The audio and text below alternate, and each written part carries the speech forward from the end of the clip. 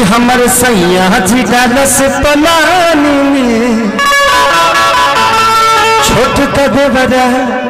डालता है दलानी में। लास्ट में हम एक रिकॉर्डिंग डांस इनके साथ कर देंगे, आप लोग का भी मनसा पूरा हो जाए। बताओ हमनी के नचावे खातिर कम से कम 1.5 करोड़ रुपया के खर्चा होला। तू लोग बताओ अमन भैया कई तो उपकारे न हो कि तू लोग मंगनिए में खेसारी के काजा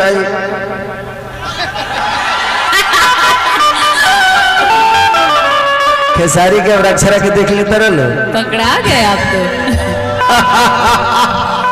देख लीजिए कहाँ कहाँ पलांटी मारते हैं, कभी इधर कभी उधर कभी उधर। लेकिन इनके लिए गाना गाना चाहता हूं कि तोहरा बिना खाना पीना सुनो ये रानी बेकार एगो हमर दिल ए जान है तीनों तहार हा। लेकिन ये गाना मैं आप सबके लिए गाना चाहता हूं क्योंकि हमारे जैसे देखिए नेता और अभिनेता जनता के बदौलत ही कोई बनता है। आज अगर अमन भैया अपने आप से ज्यादा टाइम अगर देते हैं तो आप सबके बीच में देते हैं, हम अपने परिवार से ज्यादा टाइम अगर देते हैं तो आपके मनोरंजन के लिए देते हैं। हमारे खट्टी होली दीपावली करवा चौथ कोनो पर्वे ना रहे, इनके घर में अगर त्योहार होती होगी तो आप लोग एक बार नेता बन के देखिए, एक बार अभिनेता बन के देखिए, आपको अपने परिवार से दूर रहना पड़ेगा क्योंकि इतने बड़ा परिवार जिसके साथ होगा उसके लिए एक परिवार की क्या अहमियत होगी।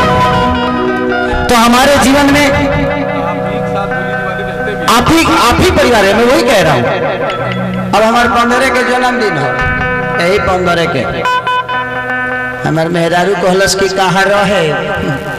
हम कहे हमारा पते नहीं कि हम कहाँ रहे, तोरा जहाँ रहे कहीं रह जाइए।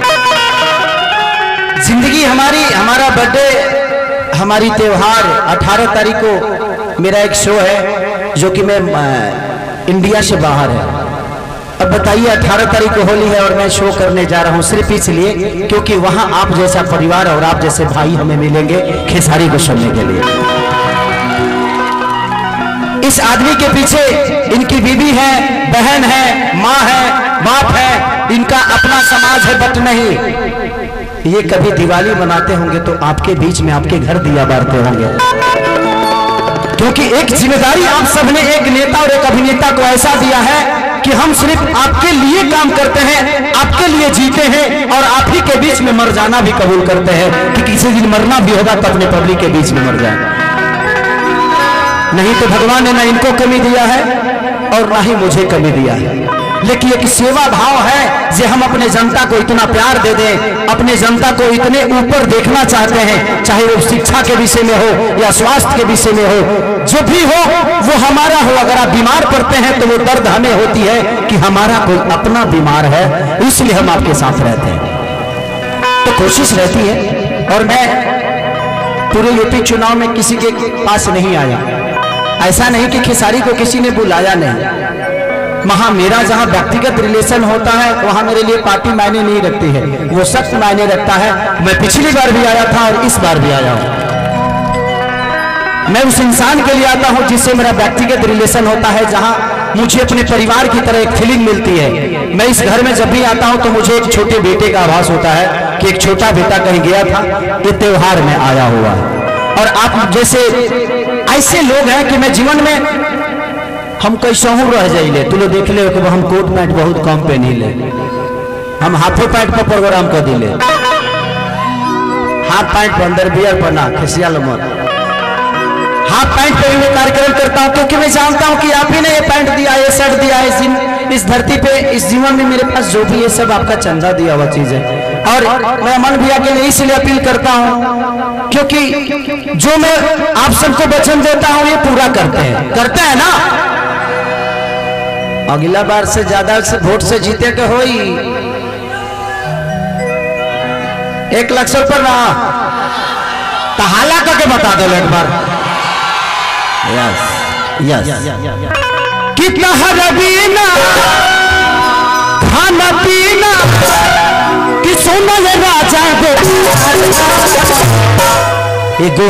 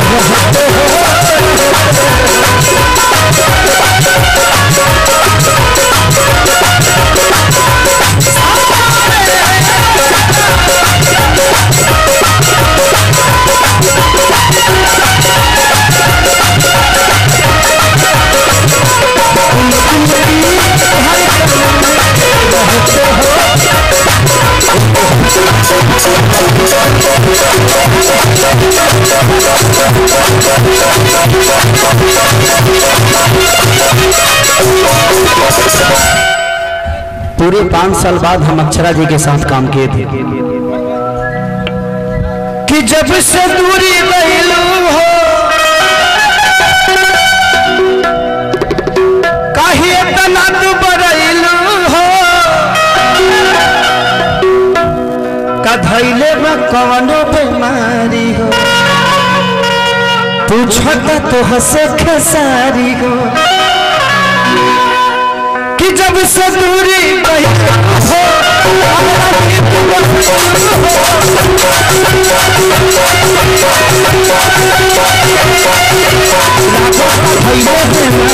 पूछना तो हंसे खेसारी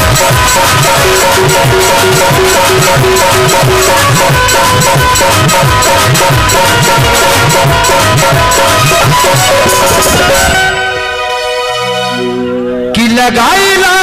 न तनवा आई के नवा तनवा अमन भाई के पहचान एगो हम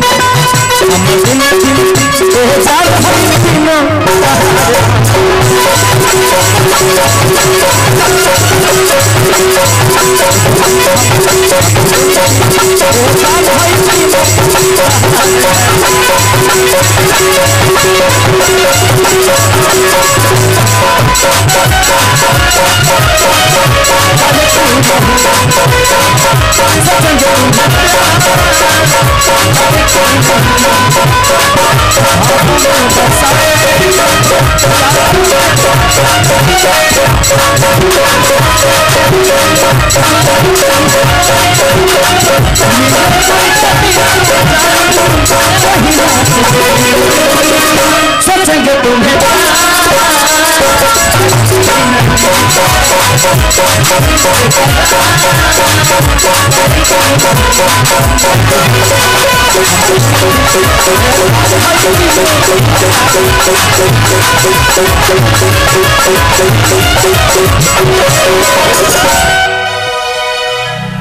कि बाड़े है साथी हो अमन मड़ी तेरी पाथी हो कि पुराना तनव के बेटा हो तू ही लोग बना दे हल नेता हो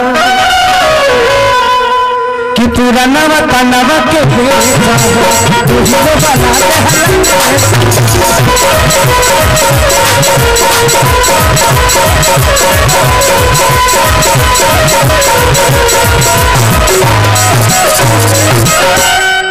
कि कहीं से कहोगी दूरी न रहोगी अरे रही तला के बेकार देखो हम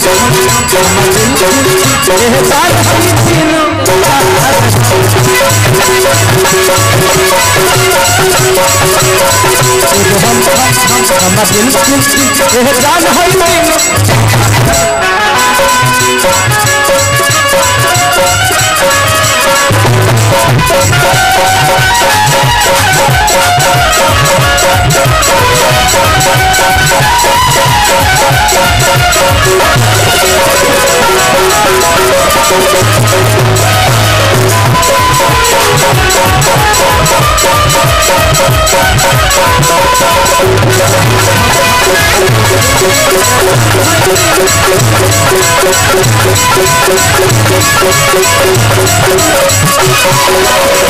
लड़का लास्ट में कहा था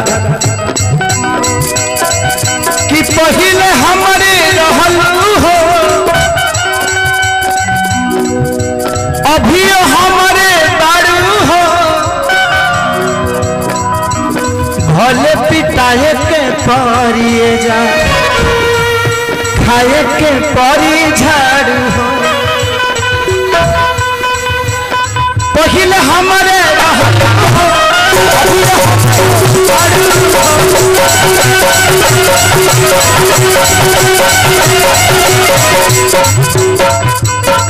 कि बने जा तुम मोर में हजारू हो भले खिजाई हाजा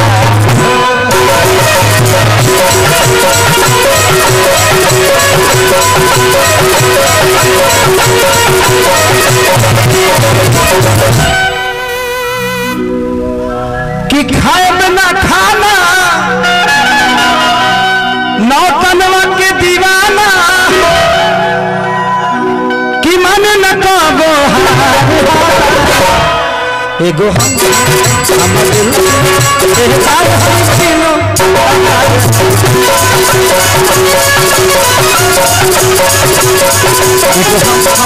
हमर दिल जान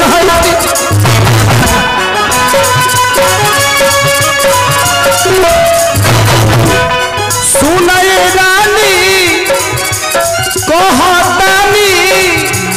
कि तोरा बिना जिंदगी बेकार एगो हमर दिल